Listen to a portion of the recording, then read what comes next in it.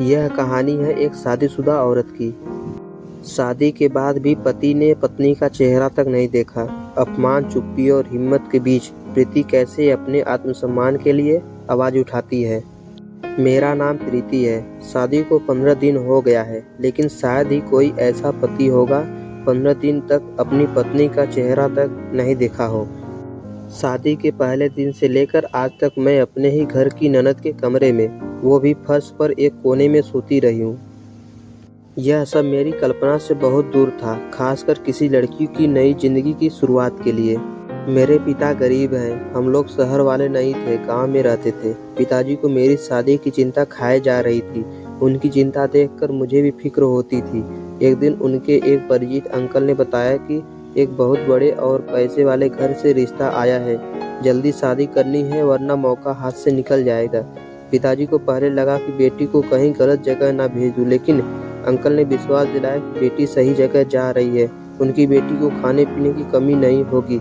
बिना ज़्यादा सोचे शादी की तारीख पक्की हो गई। मेरे लिए यह नया था, क्योंकि हम दोनों आपस में नहीं मिले थे और नहीं देखे थे, नहीं हमारी जान पहचान, कुछ भी नहीं हुआ था। एक दिन अचानक ही शादी की तारीख भी पक्की हो गई थी और हमारी शादी हो गई। शादी के बाद मैं एक शानदार घर में तो आ गई, लेकिन यहाँ मेरी कोई पहचान नहीं थी, न ही बहू की न ही पत्नी की। घर में कोई मुझसे बात तक नहीं करता था। मुझे सिर्फ काम दिया जाता था, सुबह से शाम तक। रात को ननद के कमरे में एक कोना, जहाँ वह मुझे नौकरानी की तरह डांट डांट कर रखती थी। जहाँ मैं सोती थी वहीं कचरा फेंक दिया जाता था। यह सब सहते हुए मैं सोचती थी, अगर शादी का यही मतलब है तो शायद अकेली रहना ही बेहतर था। धीरे धीरे मुझे घर में ही काम करने वाली नौकरानियों से ही अपनापन मिला। आखिर मैं भी उन्हीं के जैसी बनकर रह गई थी। एक दिन उनमें से एक ने बताया कि मेरे पति की पहले एक बहुत बड़े घर में शादी तय थी। वह लड़की उनसे बहुत प्यार भी करती थी, लेकिन अचानक कुछ विवाद हो गया और रिश्ता टूट गया। कार्ड तक छप चुके थे। उसी झटके में, उसी तारीख पर बदले की भावना से उनकी और मेरी शादी कर दी गई। तब जाकर मुझे समझ आया, मैं इस घर में बहू बनकर नहीं, उनकी जिद और अहंकार बचाने के लिए आई हूँ। लेकिन अब मैं चुप व बर्दाश्त नहीं रहूंगी। कई दिनों बाद एक सुबह पता चला कि मेरे पति घर पर हैं। वह अपने कमरे में खाना खाते हैं। पहली बार मैंने तय किया कि मैं खुद खाना लेकर जाऊंगी। जब उनके सामने पहुंची तो उन्होंने बिना मेरी तरफ देखे बोले, खाना टेबल पर रख दो। मैंने खाना टेबल पर रखी और उनके सामने रखी कुर्सी पर बैठ गई। वह चौंक पड़े, तुम कौन हो? ऐसे यहाँ कैसे बैठ गई? उनकी आवाज़ में घमंड भी था और गुस्सा भी। उनकी माँ दौड़ कर आई। उन्होंने मुझे देखते ही बोली, यह यहाँ क्या कर रही है? मैंने पहली बार धीरे से बोली, लेकिन बहुत साफ आवाज़ में बोली, यह मेरे पति का कमरा है और मैं उनकी पत्नी हूँ। क्या मैं यहाँ नहीं बैठ सकती हूँ?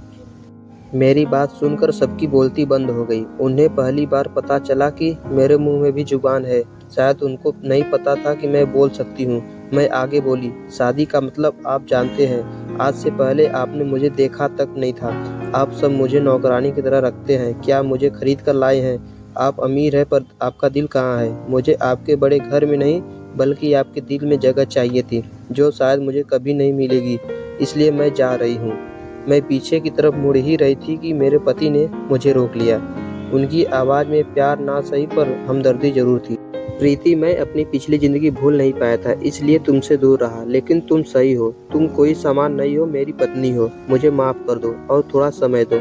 उस दिन पहली बार मैंने उनको और उनके चेहरे पर इंसानियत देखी। उन्होंने कहा, आज से तुम इसी कमरे में रहोगी, पत्नी की तरह, नौकरानी की तरह नहीं। उस दिन ने मेरी ज़िंदगी बदल दी। मैंने भी खुद को समझा लिया था, इस घर में बिना आवाज़ उठाए कोई जगह नहीं देता। अपने अधिकार खुद लेने पड़ते हैं। मैं धीरे धीरे अपने लिए सम्मान बनाती गई। घर वाले अभी भी पूरी तरह नहीं बदले हैं, लेकिन बदलाव शुरू हो चुका है। ननद और सास अब पहले जैसा व्यवहार नहीं करती और मेरा पति धीरे धीरे मुझे स्वीकार करने लगा है। मैं गरीब हूँ पर डरपोक नहीं। यह घर अब मेरा है, क्योंकि मैंने अपने लिए आवाज़ उठाना सीख लिया था। मित्रों, कहानी कैसी रही आप लोग ज़रूर बताएं।